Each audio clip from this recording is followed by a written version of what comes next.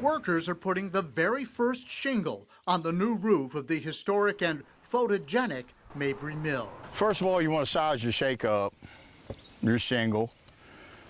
That, to me, works out really good this way. Each one is unique. You got to make a decision on each one, right? Exactly. The new roof was badly needed. We desperately need a new roof. Daylight is water. Exactly. Our story from the fall of 2024 showed the hundreds of holes in the old roof, holes that were allowing the weather to penetrate into the preserved millworks below. There was some question as to how the cash-strapped National Park Service would be able to pay for the project, one of many needed along the 469-mile parkway. It seems like you've kind of had to claw and scratch just to get to that first nail today. It's a slow process. There's always things that you got to work through to get there. That first shingle is also important to businesses at Meadows of Dan, about a mile down the road. And it's been the major tourist attraction for not only our community, but other little communities along the Blue Ridge Parkway like Fancy Gap and Floyd and just small towns along the way. The roof on the mill is more complicated than one might think. The Park Service requires it be historically accurate, meaning shingles split and made by hand. It's white oak, so the craftsman goes out into the forest or the woods, personally selects suitable trees, fells the tree, and then cuts them into the full 30-inch length. And they season just a little bit, but not much.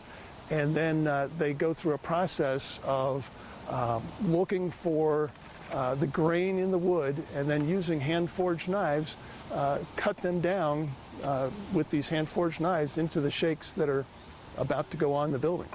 These oak shingles, or shakes as they call them, get harder and harder once they've been cut from the tree. In fact, in another month or so, the wood will be so hard it'll be difficult to drive a nail through it.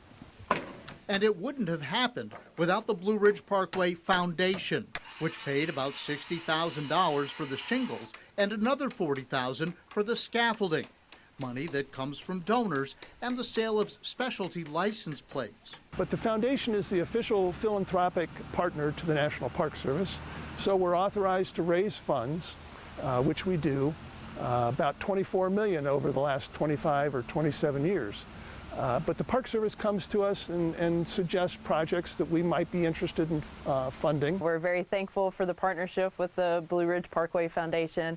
They've really stepped in. Brandon Adcock are also part of a movement called Blue Ridge Rising.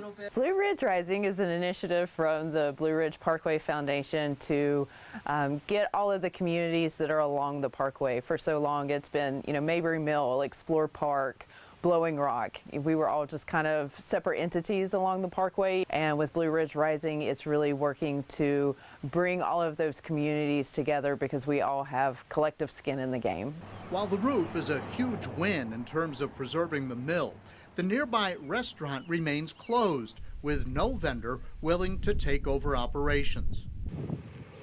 Back down the road at Meadows of Dan, the restaurant and the crowds it drew are the economic drivers that best helped sell, say, the produce at Sheeler's store.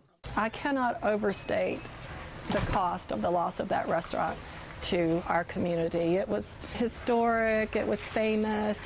They were famous for their buckwheat pancakes and old-fashioned feel. And it's not only, of course we do care about the money and the economy and business, but it matters more to us, the loss of the experience for people and the culture and the history, just everything about it. It's bigger than it is money. Perhaps with communities invigorated by the foundation and Blue Ridge Rising, the Parkway can return to its heyday.